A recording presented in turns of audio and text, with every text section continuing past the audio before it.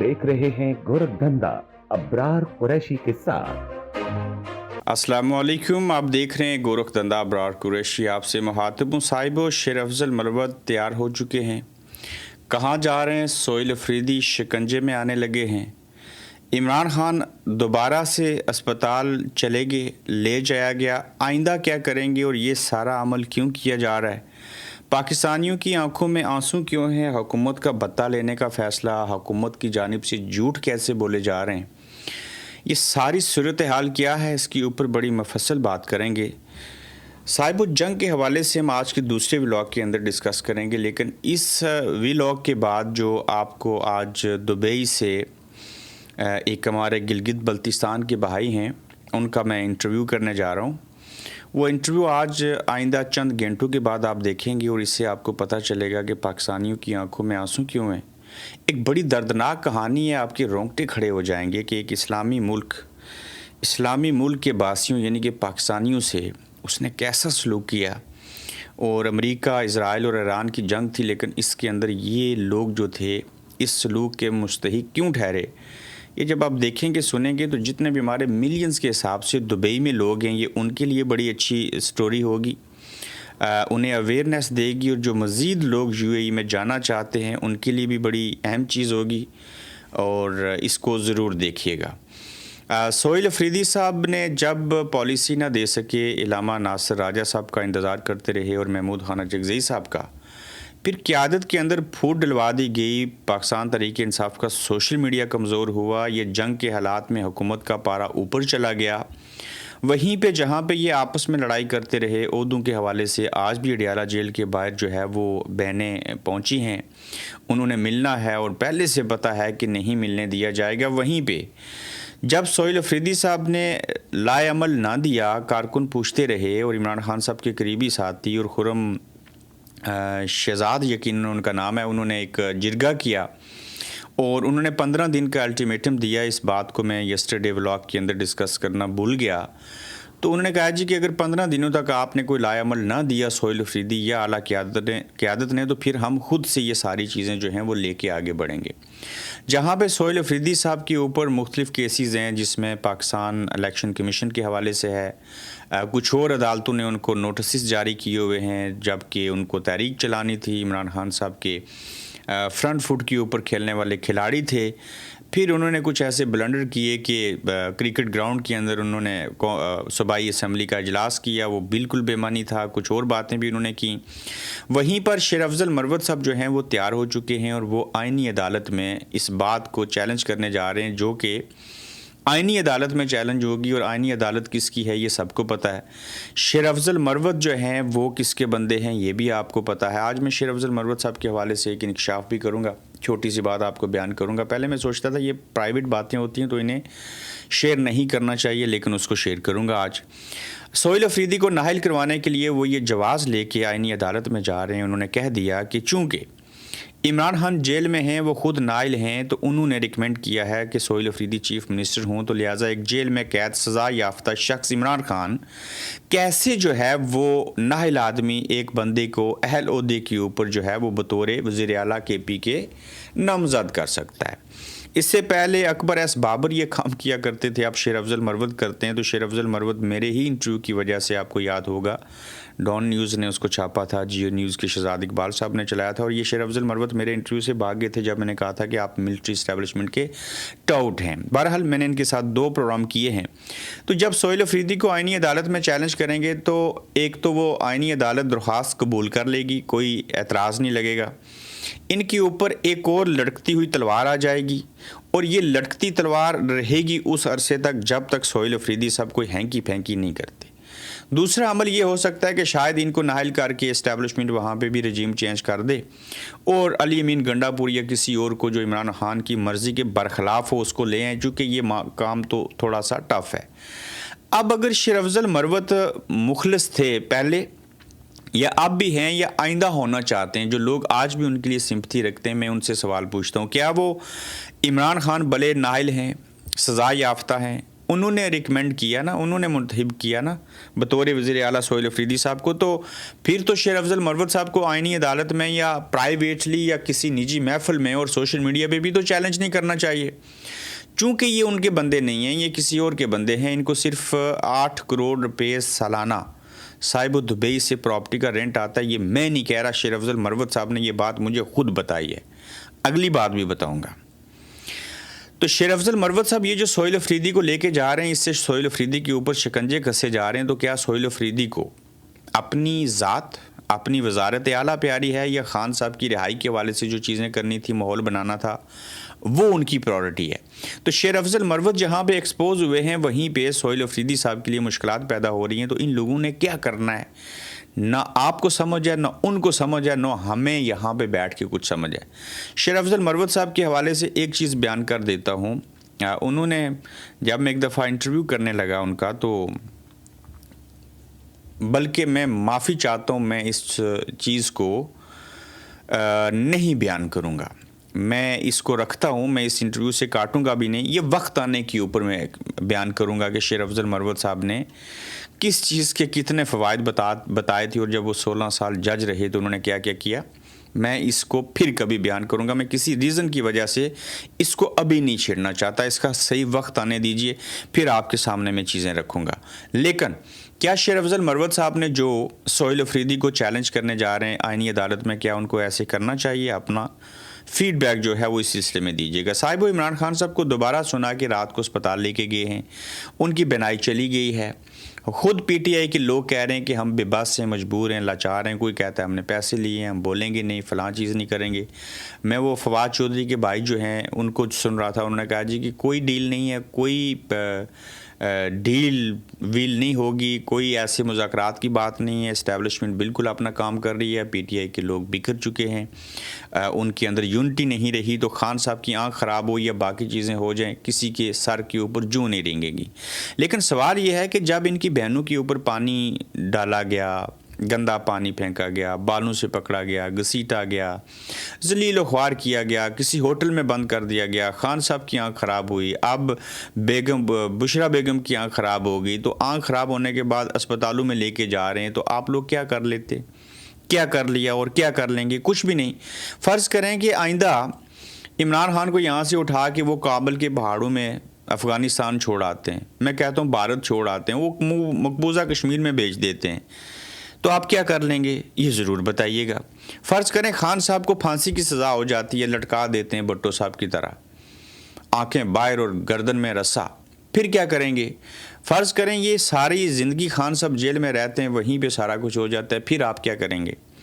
تو پاکستانی عوام جو ہے یہ کیا کرے گی؟ یہ بھٹو صاحب بھی پوچھ رہے تھے، فاطمہ جناح بھی پوچھتی رہیں، لیاقت علی خان بھی چلے گئے، پھر کبھی بتاؤں گا کہ لیاقت علی خان اور یہ ساری چیزیں جو کہانیاں کیا تھی، اس کے بیہائنڈ دا سین چیزیں کیا ہوتی ہیں، کہ جب لیاقت علی خان کو گولی ماری تو قاتل پہلے مر گیا، مقتول بعد میں مرا، یعنی کہ لیاقت علی خان مقتول ہیں، بعد میں مرے، جس نے گولی ماری لیاقت علی خان کو، اس کو موقع کے اوپر گولی مار دی گئی۔ حسین شہید سروردی، بے شمار ایسے واقعات ہیں۔ تو ان سب کا ذمہ دار جہاں پہ عدالتیں ہیں، دیکھیں جس ملک کے اندر اسٹیبلشمنٹ کے زیر سایہ عدالتیں ہوں، میڈیا ہو، عوام طاقت کا سرچشمہ ہوں، اور وہ 80% عمران خان کے ساتھ ہوں، پھر بھی مجبور، بے بس اور لاچار ہوں، وہاں کیا ہوگا؟ تو یہی اگر ہونا تھا تو خان صاحب ڈیل کر لیتے، باہر چلے جاتے، نیلسن منڈیلا بھی باہر رہے، خمینی صاحب جو تھے وہ بھی باہر رہے، انہوں نے بڑا عرصے کے بعد جا کے وہاں پہ انقلاب لایا تھا۔ تو یہ جو صورتحال ہے، پھر پاکستانی عوام اگر آپ باہر بھی چلے جائیں نا، تو مصیبت کیا پڑتی ہے صاحبو؟ وہ یہ مصیبت پڑتی ہے، لوگ کہتے ہیں دیکھیں نا بگوڑا ہے بھاگ گیا ہے، کتنے صحافی وہاں سے جان بچا کے بھاگ گیا ہیں، تو لوگ کہتے ہیں یہ بگوڑے ہیں، یہ فلانے ہیں، یہ ٹینگے ہیں، جبکہ خود اس ملک میں ہیں 95% عوام خود ملک سے بھاگنا چاہ رہے ہیں، جبکہ دوسرے کو کہتے ہیں یہ بگوڑا ہے۔ یہ جو کہتے ہیں نا دوسروں کو بگوڑے ہیں، آج ان کو برطانیہ کی امیگریشن کھولیں، میں دعوے سے کہتا ہوں بڑے بڑے فلاسفر یہاں پہ آ جائیں، یعنی کہ کوئی بھی نہ رہے، کوئی سے مراد 5% لوگ وہاں رہ سکتے ہیں۔ یہ 95% سروے ہے کہ پاکستانی اپنے ملک کو چھوڑنا چاہتے ہیں، لیکن اس ملک کو وہ ٹھیک نہیں کرنا چاہتے۔ کیوں جی؟ وہ ملک تو ٹھیک ہو ہی نہیں سکتا، ایسا تو ہوگا ہی نہیں, لوگ بڑے طاقتور ہیں, فلاں چیزیں ہیں. تو ان لوگوں نے مایوس ہو کے پریکٹیکلی جو ہے وہ گناہ کر لیا ہوا ہے. لیکن دوسری جانب اگر آپ دیکھیں تو آج بھی سوشل میڈیا ہو, عام عوام ہوں, وہ عمران خان کو پسند کرتے ہیں. اور میں دیکھ رہا ہوں کہ پاکستانیوں کی آنکھوں میں آنسو ہیں.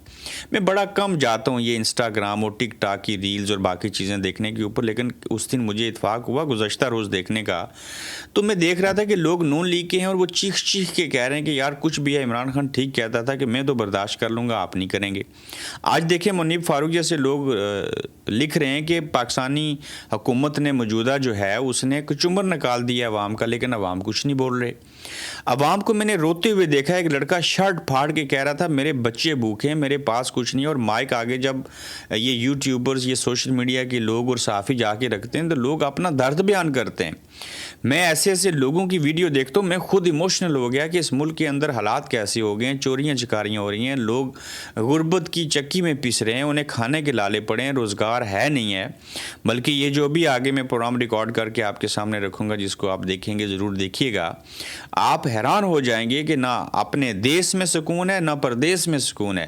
یعنی کہ ہماری خارجہ پالیسی اتنی بے ہنگم اور اتنی بری ہو چکی ہے, اور ہم کہتے ہیں وہ فیلڈ مارشل فلانا یہ ہو گیا فلاں ہو گیا. بھائی ہم ایران سے گیس اور تیل نہیں لے سکتے, ہمارے اوپر پابندیاں ہیں. ہم کسی کی ڈیلیگیشن کو بلانا ہو تو پورا اسلام آباد جو ہے وہ بند کر دیتے ہیں اپنا ہرمز کی طرح.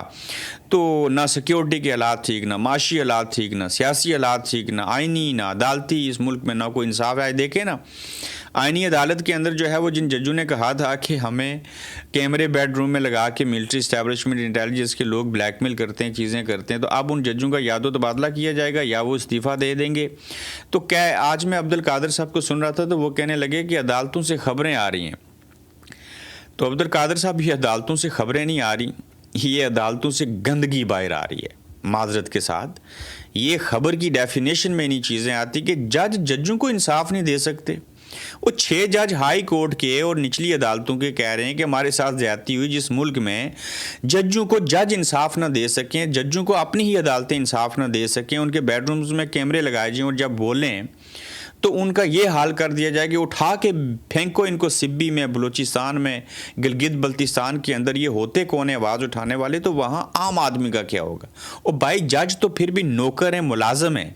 مجھے بتائیں جس ملک میں عمران خان, نواز شریف, زرداری, بے نظیر بھٹو, لیاقت علی خان, حسین شہید سروردی, ان سب لوگوں کو نہیں چھوڑا گیا, وہاں پہ بلیڈی سویلین کو کون پوچھتا ہے؟ تو یہ عدالتیں جو ہیں یہ گند نکالتی ہیں, یہ خبریں نہیں ہیں, یہ بکواس نامہ ہے معذرت کے ساتھ. پھر دیکھیے کہ حکومت نے بتا لینے کا فیصلہ کیا ہے. میں اس کو بتا کا لفظ اس لیے کہوں گا صاحبوں کہ پیٹرول پر جو 107 روپے لیوی ہے یہ ٹیکس نہیں بتا ہے, اور ٹیکس ہوتا تو اس کا حصہ صوبوں کو بھی جاتا نا. سپریم کورٹ نے ماضی میں اسے غیر قانونی قرار دیا ہے, اور 2003 میں جب لیوی 5 روپے تھی تو اس وقت ہم نے فیصلہ کیا تھا, جب 5 روپے تھی اب 107 ہے, اس وقت فیصلہ یہ کیا گیا تھا کہ جب ٹیکس چوری ختم ہو جائے گی تو ختم کر دیں گے. لیکن ہم اس سال 1400 ارب روپے بتے سے وصول کر رہے ہیں. ڈاکٹر شاہد حسن صدیقی ایسا بیان کر رہے ہیں. قوم نے نہ جاگنے کی قسم اٹھا لی ہے, اور میں نے آگے آپ کو بیان کیا کہ لوگ رو رہے ہیں, اپنی شرٹس پھاڑ رہے ہیں, بچے بھوکے ہیں, بے روزگاری ہے, لیکن روتے ضرور ہیں, ان کی آنکھوں میں آنسو ہیں. ان کا مداوع کرنے والا بھی کوئی نہیں ہے. لیکن وہیں پہ یہ کہتے ہیں جی کہ اگر 1 لیٹر کی قیمت 5000 روپے بھی کر دی جائے نا تب بھی یہ قوم جاگنے والی نہیں. ایک انٹرویو میں وزیر پیٹرولیم علی پرویز ملک نے اندیہ دیا کہ اگر عالمی مالیاتی فنڈ سے رعایت نہ ملی تو حکومت کو اگلے جمعے تک پیٹرول یا ڈیزل میں 50 سے 55 روپے تک لیوی عائد کرنے کا فیصلہ کرنا پڑ سکتا ہے. علی پرویز ملک کے مطابق اس وقت ڈیزل پر لیوی جو ہے وہ 0 ہے, جبکہ اس کا بوجھ پیٹرول پر منتقل کیا گیا ہے. عالمی سطح کے مقابلے میں پاکستان میں ڈیزل کی قیمت نسبتاً کم ہے, یہ وہ کہہ رہے ہیں. وزیر پیٹرولیم نے کہا کہ حکومت مسلسل عالمی مالیاتی ادارے سے رابطے میں ہے اور کوشش کی جا رہی ہے کہ عوام پر مزید بوجھ ڈالنے سے بچا جا سکے. تاہم مذاکرات میں کوئی ریلیف نہ ملا تو معاہدے کی پاسداری کے لیے مشکل فیصلے کرنے ہوں گے. قوم اور ملک کے حق میں فیصلے کرنے ہوں گے. یعنی کہ ثابت ہوا کہ کہانی ساری IMF کی ہے. جب آپ ان سے پیسے لیں گے 85,000 ارب ڈالر ہے یا پتہ نہیں کتنا ہے, اس کو صحیح خرچ نہیں کریں گے یا لے بھی لیں، میں کہتا ہوں آپ اس سے 10 گنا اور زیادہ قرضہ لے لیں۔ ویسے تو آپ نے ریکارڈ توڑ دیا، جب تک عمران خان جیل میں ہے یا کوئی بھی سیاستدان جیل میں ہے آپ الیکشن چوری کریں گے، سیاسیت میں استحکام رہے گا، ملک میں انویسٹمنٹ نہیں آئے گی، اس وقت تک دنیا کا کوئی ملک، ایک دکان، ایک ٹھیلا، کوئی گھر نہیں چل سکتا۔ تو لہٰذا اب آپ یہ بھیک لیتے رہے، اس کے اوپر سود بھی دینا ہے، پیسے واپس کرنے ہیں تو وہ آپ عوام سے نکال رہے ہیں جن کے پاس پہلے سے کچھ نہیں ہے، اور آپ کو بھی پتہ اس عوام کو لتر ماریں، چھتر ماریں، گولیاں ماریں، مرید کے میں 26 نومبر پیٹرول کی قیمتیں بڑھا دیں، یہ نہیں بولیں گے۔ تو جب کوئی قوم نہ بولے تو اس کا یہی علاج ہے، لیں ان سے پیسے، ویسے انہوں نے بھی گھر کے اندر دبا کے رکھے ہوئے ہیں۔ اب دیکھیں برطانیہ سے لوگ صاحب و پاکستان جاتے ہیں، خاص کر کشمیری، تو میں ایک لڑکے سے بات کر رہا تھا، وہ واپس آیا، کہتا ہے ابرار بھائی، میں نے پوچھا کیسے حالات تھے، کہتا ہے ایک تو لوگوں کے رویے ٹھیک نہیں ہیں، لوگ مفاد پرست ہیں، سیلفش ہیں، سوائے اپنے چند قریبی رشتہ داروں کے، ماں باپ بہن بھائیوں کے۔ پھر اس سے میں نے پوچھا کہ عام پبلک، وہ کہتا ہے وہاں کوئی سلام بھی نہیں کرتا، سلام دیں تو آگے سے حیرت کی نگاہ سے دیکھتے ہیں، وہ رواج ہی ختم ہو گیا۔ میں نے اس سے پوچھا معاشی حالات کیسے تھے، حالانکہ میں ریسنٹلی پچھلے سال ستمبر سے پاکستان میں آیا ہوں، میں نے خود دیکھا، وہ کہتا ہے کہ اتنی مہنگائی ہو چکی ہے، ساری چیزیں ہیں، اور میں پاؤنڈز کو روپیس میں کنورٹ کروا کے گیا تو کہتا ہے میری مجبوری اور بے بسی ہو گئی تھی کہ اتنی مہنگائی اور مجھے پاؤنڈز میں روپیس کو کنورٹ کر کے، جو کہ 1 پاؤنڈ کے بدلے میں 375 روپے ملتے ہیں، تو کہتا ہے میں لڑکھڑا گیا، اتنی مہنگائی ہے۔ تو وہاں کے لوگ، میں نے پوچھا کیا، کہتے ہیں ان کے ویسے ہی حالات اور واقعات ہیں، سگریٹ بھی پیے جا رہے ہیں، کھانا بھی کھا رہے ہیں، باہر ریسٹورنٹ بھی بھرے ہوئے ہیں، یہ پتہ نہیں کہاں سے من و سلوہ آتا ہے اور چیزیں ہو رہی ہیں۔ تو کہتا ہے لیکن عام آدمی جو ہے وہ پسا ہوا ہے، امیر امیر تر ہے، غریب غریب تر ہے، اور لوگوں کا کچمبر نکلا ہوا ہے، لیکن یہ لوگ جو ہیں وہ بولتے نہیں ہیں، چاہے کسی شہر میں کچرا پڑا ہو، چاہے کہیں بے قانون نہ ہو، انصاف نہ ہو، تو وہ آوے کا آوا بگڑ چکا ہے۔ بحیثیت قوم، بحیثیت انسان، بحیثیت مسلمان، ہمارے معاشرے کے اندر سے اخلاقیات، ایتھکس، اصول سب مر چکے ہیں۔ قانون تو پہلے ہی نہیں تھا، انصاف بھی نہیں تھا اس ملک کے اندر۔ میں اکثر کہتا ہوں کہ صرف ایک انصاف کرنے کی ضرورت ہے۔ نادان سو گئے جب وقت قیام آیا۔ صاحب سپریم کورٹ کے سابق جج جسٹس منصور علی شاہ نے سنگین سوالات اٹھائے ہیں کہ موجودہ چیف جسٹس آف پاکستان عدلیہ کی آزادی کا دفاع کرنے میں ناکام رہے ہیں۔ جس وقت ادارہ جاتی مزاحمت کی ضرورت تھی، وہاں چیف جسٹس یحییٰ افریدی خاموش رہے۔ سینئر کورٹ رپورٹر اسنات ملک نے یہ خبر دی ہے، اور یاد رہے کہ جناب چیف جسٹس نے تب نیند کی چادر اوڑھ لی تھی جب ملک میں جبر اور فسطائیت کا بازار سرگرم تھا۔ آج ججز ٹرانسفر پر محترم چیف کو حق اور سچ یاد آ گیا۔ حکومت کی خوفناک ترجیحات ایسی ہیں صاحبو، ملتان میں ایک زرعی ملک میں کاٹن ریسرچ سینٹر کی جگہ جمع خانہ بنانے کی تجویز دی گئی ہے۔ کپاس پہلے ہی ملک میں ختم ہو رہی ہے اور باقی کمی اس تجویز نے پوری کر دی ہے۔ یہاں سے آپ حکومت اور بیوروکریسی کا مائنڈ سیٹ چیک کر لیں، اور کہیں جگہ نہیں کہ شہر میں جو پورا ریسرچ سینٹر ختم کر کے جم